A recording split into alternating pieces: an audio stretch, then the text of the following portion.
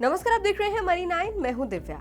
अगर आप भी रियल एस्टेट में निवेश करने की सोच रहे हैं लेकिन इन्वेस्टमेंट के लिए मोटी रकम नहीं है, तो रीट के जरिए निवेश आपके लिए एक अच्छा रास्ता हो सकता है। स्टॉक मार्केट पर लिस्टिंग के बाद से रियल एस्टेट इन्वेस्टमेंट ट्रस्ट यानी कि रीट्स ने अच्छा रिटर्न दिया है। विशेषज्ञों का मानना है कि इस एसेट क्लास में खरीदारी का ये अच्छा मौका है। टेक्नोलॉजी इंडस्ट्री में अच्छी भर्तियां और कर्मचारियों के दफ्तर लौटने से ऑफिस स्पेस की डिमांड में तेजी इसकी वजह बनी है। रियल एस्टेट इन्वेस्टमेंट ट्रस्ट यानी कि रीट दरअसल एक ट्रस्ट है जो म्यूचुअल फंड की तरह कई निवेशकों से पैसा जुटाता है। इन पैसों को ऑफिस स्पेस, बिजनेस पार्क जैसी आमदनी देने लायक तैयार प्रॉपर्टी में निवेश किया जाता है। इस प्रॉपर्टी से किराए के रूप में आमदनी होती है, उसे ही निवेशकों यानी यूनिट होल्डर में बांटा जाता है। रीट में आपको सिर्फ पैसा लगाना होता है, बाकी का सारा काम ट्रस्ट आपके लिए करेगा। मौजूदा समय में देश में 3 लिस्टेड रीट हैं। वो है Brookfield India Real Estate Trust, Embassy Office Park REIT और Mindspace Business Park REIT. REIT में निवेश करते समय आपको कुछ बातों का ख्याल रखना बेहद जरूरी है। सबसे पहले बात है डिस्ट्रीब्यूशन यील्ड की। बाजार नियामक सेबी की गाइडलाइंस के मुताबिक भारत में रियल एस्टेट इन्वेस्टमेंट ट्रस्ट यानी रीट को रेवेन्यू का कम से कम 90% यूनिट होल्डर्स में बांटना होता है।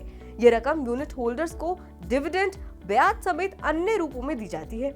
रीट से मिलने वाले रिटर्न में डिस्ट्रीब्यूशन इनकम की अच्छी खासी हिस्सेदारी होती है।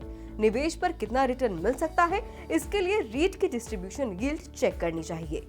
पिछले 1 साल में एम्बेसी रीट के करीब 5.9%, जबकि माइंडस्पेस ने 6.7% की डिस्ट्रीब्यूशन यील्ड दी। स्टॉक एक्सचेंज पर आपको ये जानकारियां मिल जाएंगी।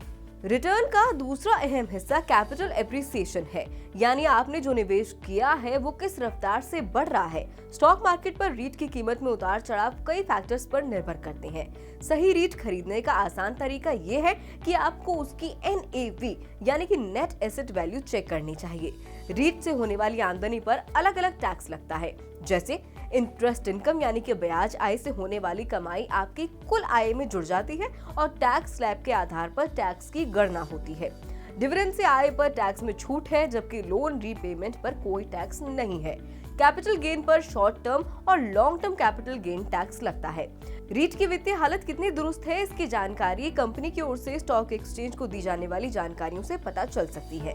रीट से कैसा रिटर्न मिल सकता है, इसके लिए ऑक्यूपेंसी रेशो और वेटेज एवरेज लीज एक्सपायरी को समझना बेहद जरूरी है। ऑक्यूपेंसी रेशो किसी बिल्डिंग में उपलब्ध कुल यूनिट में किराए पर चढ़े यूनिट के अनुपात को दर्शाता है, जबकि weightage average lease expiry property के अंदर सभी लीज खत्म होने की औसत अवधि को बताता है। रीट ने किन शहरों में किन प्रॉपर्टी में निवेश किया है और कौन से सेक्टर की लीज में कितनी हिस्सेदारी है, ये भी आपको चेक करना जरूरी है। अगर आपको ये वीडियो पसंद आया हो तो इसे लाइक करें, इसे आगे भी शेयर करें और नीचे कमेंट बॉक्स में अपनी राय देना बिल्कुल ना भूलें।